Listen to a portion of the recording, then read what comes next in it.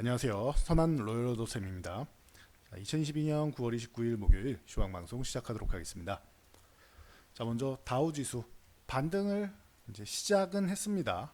사실 금요일 날 아래꼬리를 달아서 월요일 날 주말에 공포를 이겨내고 반등이 오늘처럼 나오기 시작했으면 조금 더 좋았을 텐데 미국장이 이 아래꼬리 사이에서 움직이고 있는 사이에 우리나라는 투매를 한 번 더 맞았죠. 그래서 신용잔고 물량을 좀 줄이고 가는 모양. 그리고 외국인들이 정책으로 아무리 지연을 시켜도 반대면은 만들 수 있다. 나 돈 많다라고 주장했다라고 말씀드렸죠. 잠시 후에 우리나라 차트 한번 확인해 보고요.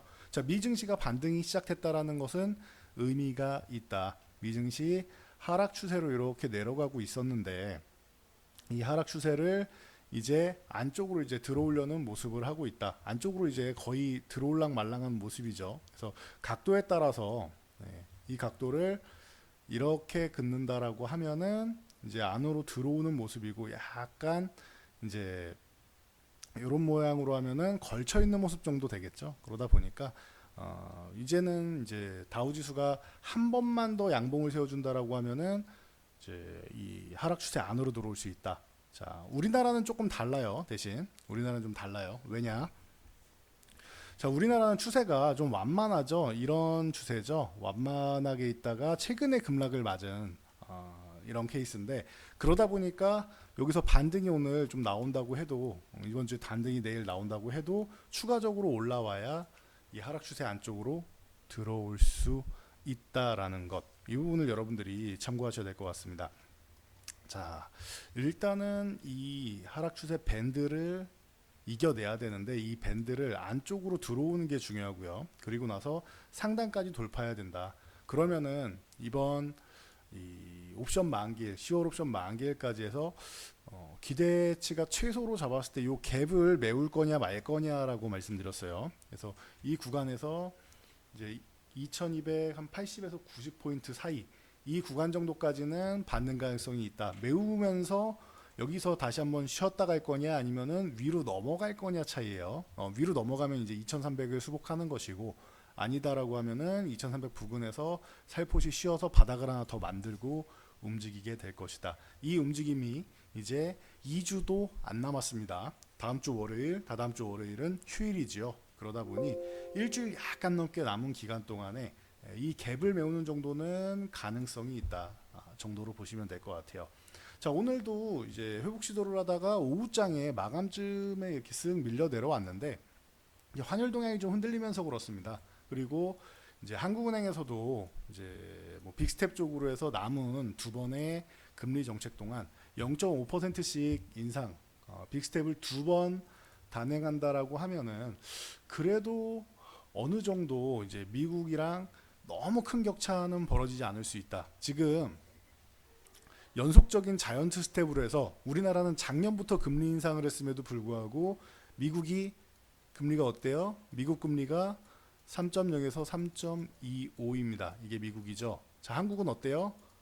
한국은 지금 연 2.5%입니다. 그래서 최대치로 보면은 0.에서 0.75% 차이가 난다. 자, 그렇다라고 하면은 자, 미국이 자이언트 스텝을 단행하고 다음번에 뭐 자이언트스텝이든 빅스텝이든 단행을 하면 1% 정도까지 차이가 날 수 있는 거예요 지금. 그러다 보니까 우리가 두 번 정도의 빅스텝을 해야 이 정도로 유지가 된다. 만약에 두 번 다 베이비 스텝을 한다거나 하면 금리 격차가 좀 벌어질 수 있기 때문에 그런 부분은 조금 주의할 필요가 있겠죠. 이 부분에 좀 근거해서 여러분들이 시장을 좀 보시면 될 것 같아요. 자, 그래서 일단은 2주 안에 옵션 만기일에 반등을 노려야 된다라는 것, 이 부분 체크하시고 그에 따라서 이제 우리가 반등을 하려면은 마지막 퍼즐이 하나 있어야 된다 말씀을 드렸는데 주식 매수하는 거 좋아요. 근데 이게 핵심이 아니라고 했어요. 외국인들이 주식 매수하는 거 지수는 외국인들이 드리블하기 때문에 특히 코스피는 외국인들이 드리블하기 때문에 매수하는 건 좋다. 그런데 이게 핵심이 아니다. 핵심은 파생 시장으로 움직이게 돼 있고 만기일 가까워질수록 만기일 영향력에 움직이게 돼 있는데 자 보세요. 외국인들이 오늘도 선물을 8천 계약 가까이 샀습니다. 그럼 2만 계약 넘게 지금 보유하고 있고 3만 계약 넘어가면 그 정도면 강세장 수급이죠. 근데 강세장 수급이 되려면은 한 가지 뒷받침돼야 되는 게 위에 콜옵션 매도를 풀어야 된다. 풋옵션은 뭐 400억 이상의 대량 매도가 나왔으니까 말씀드렸죠.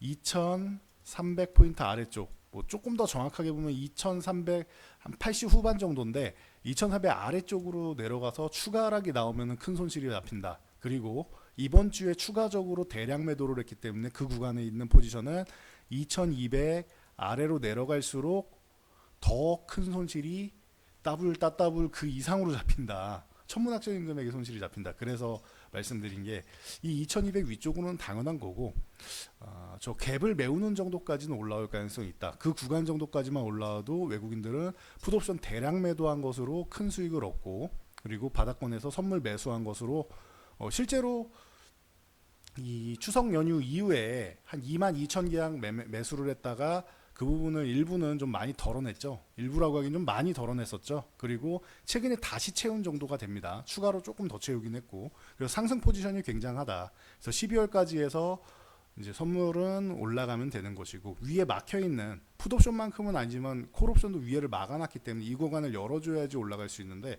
콜옵션 매수가 들어오기 시작하는 거, 어제 21억, 오늘 54억 해서 합치면은 한 75억 정도 매수가 들어왔죠. 75억 이상의 매수가 들어왔죠. 자, 그렇다라고 하면은 이제는 금액도 어느 정도 좀 받쳐주기 시작해서 반등 가능성을 매우 높이고 있다.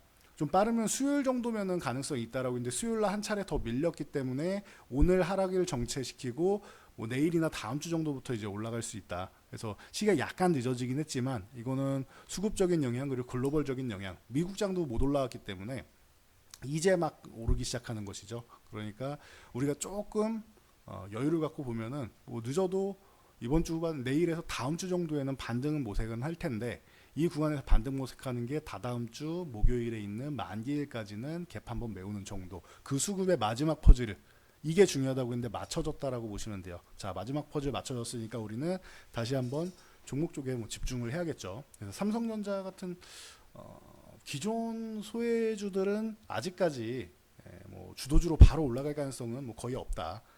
선물을 매수하면서 기술적 반등 정도 나오면 다행인 거고 이쪽은 주도주가 아니다라고 말씀드렸어요. 삼성전자는 저도 뭐 반도체 관련주들 굉장히 좋아하는 사람이지만 지금은 주도주가 아니다라는 거.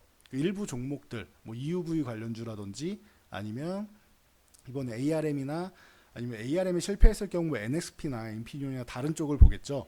해당 분야 쪽으로 해서 이제 인수 기대감이 있는 수혜 기대감이 있는 종목들을 좀 보시면 되겠죠. 그쪽으로 돌리시면 되고, 자 오늘 셀트리온 쪽에서 호재가 하나 나왔습니다. 뭐 호재라기보단 자연스러운 현상이고 예정돼 있던 게 나온 건데 아바스틴 바이오시밀러죠. 베그젤마가 식약처 품목 허가를 받았습니다. 뭐 자연스러운 흐름입니다. 이번에 에스모에서 발표한 것도 굉장히 잘 나왔죠. 그래서 동등성을 오리지널 약품과 이제 동등성을 유지했다라고 얘기가 나왔고 그러면서 플러스 알파로 셀트리온 헬스케어랑 2,993억 공급 계약을 맺었습니다.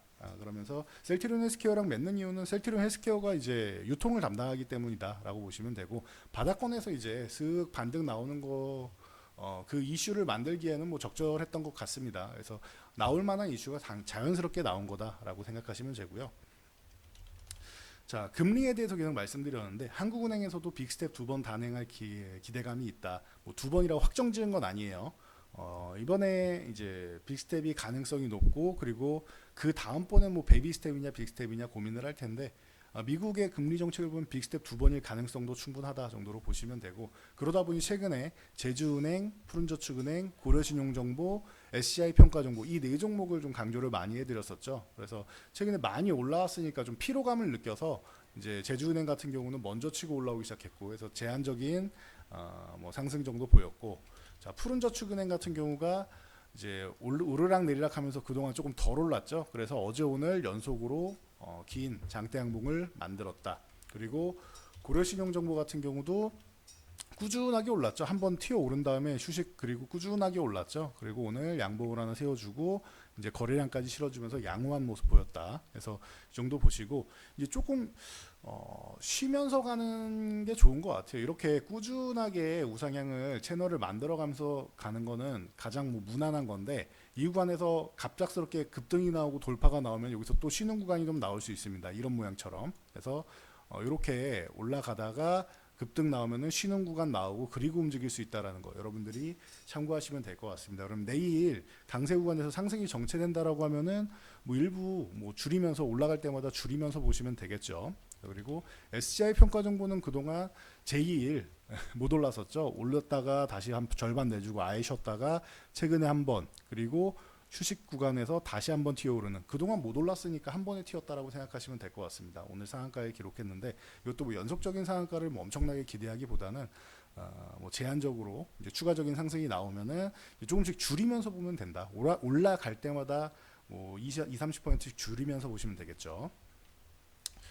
자, 하나그룹하고 한국항공우주하고 뭐 이슈가 있었죠. 하나그룹 같은 경우는 대우조선해양에 이어서 4조 원 정도 예상되는 카이 한국항공우주의 인수 얘기가 나왔습니다. 한국항공우주가 오늘 반짝 오르다가 4%로 마감을 했는데 이거는 사실 무근이라고 얘기가 나왔으니까 주의하세요. 이 이슈는. 그래서 뭐 이런 공시가 나온 게 아닌 소문으로 나온 것들은 여러분들이 좀 주의하실 필요가 있고요. 단 양사 모두 이 우주항공 쪽 기대감과 그리고 방산 관련 기대감 쪽이 모두 살아 있습니다. 그래서 기업 내용 자체는 아주 좋은데 최근에 조정을 받았죠. 그럼 이 M&A 이슈가 아니어도 충분히 반등이 나오고 추가적으로 움직임을 보일 수가 있다. 지금 유럽에서 우리나라 무기에 대해서 굉장히 많은 관심을 갖고 있고 말레이시아 쪽에서 좀 뭐 간을 좀 보고 있긴 한데 그쪽에서도 이제 충분히 한국항공우주 같은 경우는 이슈가 나오고 있으니까 참고하시면 될 것 같아요. 그래서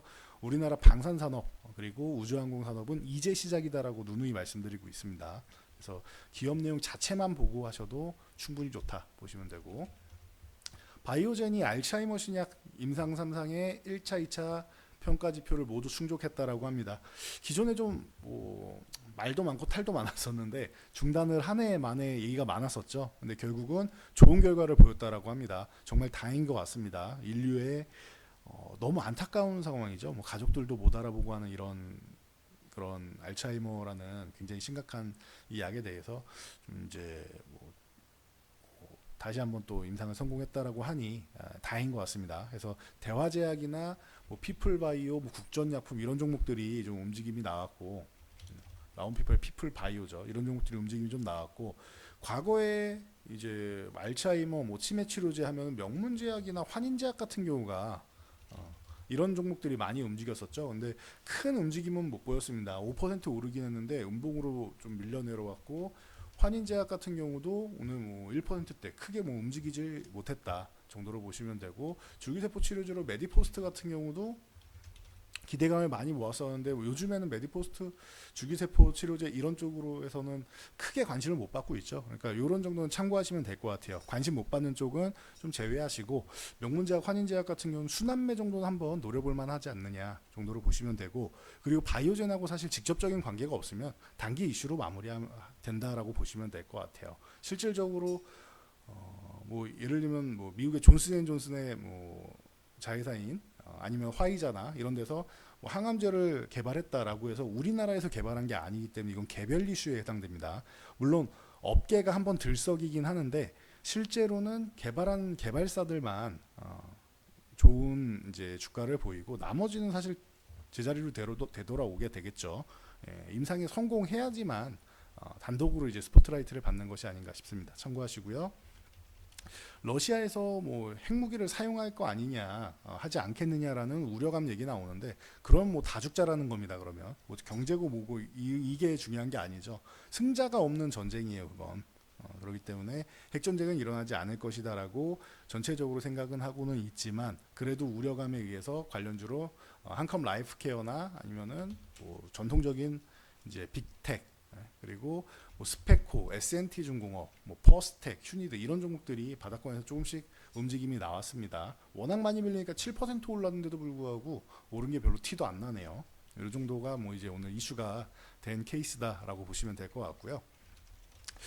자, 사료 관련주는 최근에 식량 가격 상승이랑 이제 아프리카 돼지열병 이슈도 나오고 있죠. 그러다 보니까 한일 사료 같은 경우 한번 튀어 올랐다 이렇게 쉬고 있는데, 이런 경우는 한 번 정도는 더 움직일 가능성이 있지 않나 싶습니다. 현재 추세가 아직까지 뭐 완전히 꺾였다고 할 수 없기 때문에 한번 추가적인 이슈가 나온지 한번 보시고 요 21선하고 61선 이렇게 크로스 나오는 지점 요 구간 정도를 잘 보시면 될 것 같아요. 가격적으로는 한 6,000원 정도 구간이 되니까 6,000원 지지받는지 잘 보시면 될 것 같아요. 그래서 뭐 한일사료나 이제 카나리아바이오가 원래 현대사료죠. 뭐 현대사료나 이쪽이 아직 살아있고 고려산업이나 뭐 대주산업 그리고 뭐 사조동원, 미래생명자원 같은 쪽을 뭐 같이 한번 보실 수가 있다라는 거 체크하시고요.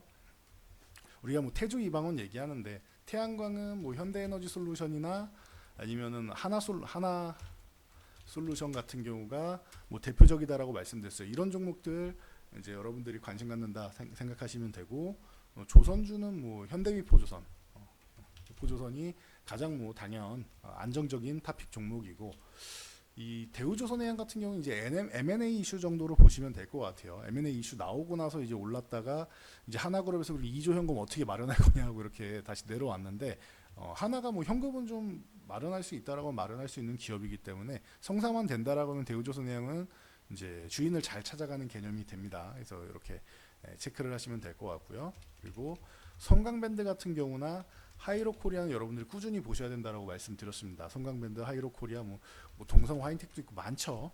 그리고 뭐 상강 M&T 후육관관 쪽으로 좋은 기술력을 보유한 상강 M&T 이런 쪽 보시고, 그죠? 2차 전지는 뭐 미래나노텍 같은 경우 계속 말씀드리고 있는데 올랐다가도 다시 밀려 올랐다가 다시 밀려도 뭐예요? 얘는 추가적인 하락이 나오지 않고 있죠. 결국은 상단에서 박스권 그리고 있죠. 강하다는 뜻이에요. 나노신소재나 이런 종목도 마찬가지입니다. 강한 편이다라고 보시면 되고 안정적인 종목은 에코프로 BM이나 에코프로 BM이나 아니면 LNF 같은 쪽이 있는데 제가 올해 같은 경우는 포스코 케미칼에 조금 더 관심이 간다라고 많이 말씀드렸죠. 포스코 케미칼 뭐 최근에도 좀 좋은 모습 보이고 쉬고 있는데 지금 시등 구간에서는 약한 종목도 밀리고 강한 종목도 밀리죠. 그럼 이럴 때는 강한 종목이 쉴 때 강한 종목들을 보는 게 기존에 강했던 종목들을 보는 게 좀 더 유리할 수 있다라고 말씀드렸어요. 이 부분 참고하시면 될 것 같아요. 자, 그리고 뭐 네옴시티나 이런 쪽으로 해서 뭐 이건 일부 아직까지는 뭐 테마성이죠. 한미글로벌이나 뭐 기존부터 말씀드렸던 한미글로벌, 뭐 히림, 덕신하우즘, SY, 뭐 대모, 현대해보다는 범양건영 이게 우크라이나 재건 기대감을 같이 해서 네옴시티 우크라이나 재건 기대감 그리고 뭐 우리나라 뭐 주택 공급 기대감 해서 이런 건설 건자재 쪽 같은 경우는 이제 후순위 쪽으로 좀 보시면 된다라고 생각하면 될 것 같아요. 그래서 뭐 태조이방원, 방사는 아까 같이 말씀을 드렸으니까 한국항공우주하고 하나에어로스페이스 같이 말씀드렸으니까 이렇게 돼 있고 원전이 아직 조금 불안해서 원전은 조금 기다리시고 원전보다는 차라리 CS 윈드나 풍력 이런 풍력 쪽이 좋다라고 말씀드렸어요. CS 윈드, CS 베어링, 동국 SNC 이런 종목들 그리고 동국 SNC는 많이 밀려서 그런 것이고 유니슨 같은 경우가 많이 밀린 걸로 치면 유니슨 같은 경우가 제가 이거 2,000원 흔들면은 기존에도 한번 말씀드렸고 이때 바이든이 우리나라에 방문할 때였죠. 작년에는 바람이 안 불어서 그때 이후로 뭐 바람이 뭐 계속 안 불었겠으니까 작년에 이제 봄 여름 정도에 이 전력난에 일부 기여했다 정도죠. 이상 기후 현상이 발생했다지 아예 계속 안 부는 건 아닙니다. 그럼에도 불구하고 그 이후로 조금 불안감을 형성을 했었는데 이제 바이든이 왔다 가면서 이제 해상 풍력, 분식 해상 풍력 뭐 이런 부분으로 해서 글로벌 시장에서 투자가 또 활발하게 이루어지기 시작한다라고 말씀드렸습니다. 그래서 관련주들, 풍력 관련주들 전체적으로 좀 움직임이 나왔었는데 유니슨이 다시 한번 2,000원을 흔들고 있다. 그럼 이 구간에서 유니슨도 가격적으로는 좀 메리트가 있습니다. 그래서 이렇게 보시면 돼요. 강한 종목이면은 CS 윈드, CS 베어링을 보시면 되고 좀 많이 밀린 종목들 바닥권에서 이제 천천히 올라가도 좀 안정적인 종목 보고 싶다 하시면은 동국 SNC나 유니슨 쪽을 본다. 이런 개념으로 여러분들이 지금 종목들 그리고 섹터들에서 이제 고르시면 될 것 같습니다. 참 최근에 굉장히 좀 어려운 시장이고 갑갑한 시장이고 화도 많이 나는 시장이고 좀 억울한 시장이고 한데 이 구간도 이제 슬슬 마지막 퍼즐까지 맞춰지면서 지나가려는 움직임을 보입니다. 지난번 6월 23일 투매 나왔을 때 말씀드렸던 것처럼 이번 주에 뭐 2단 투매가 나왔죠. 그러고 나서 이 이후에는 반등장이 나온다라는 것. 적어도 2550에서 조금 더 가면은 2750 정도 돌파하면 2750 정도까지는 일단 노려볼 수 있는데 이 사이 구간을 보시면 되고 여러분들이 그 구간까지 반등 나오는 구간 동안 최근에 조금 어려웠던 부분 좀 잘 이겨내시고 회복을 일부라도 하셔서 다시금 또 기운 내고 기존의 자신감을 좀 되찾으시길 바랍니다. 자, 전 여기까지 말씀드리고 물러가도록 하겠습니다. 영상이 도움되셨다면 여러분들 주변 분들께도 저희 채널 추천 한번 부탁드리고요. 영상 잘 참고해서 모두 안전 투자하시기 바랍니다. 감사합니다. 여러분들의 구독과 좋아요는 저희에게 큰 힘이 됩니다.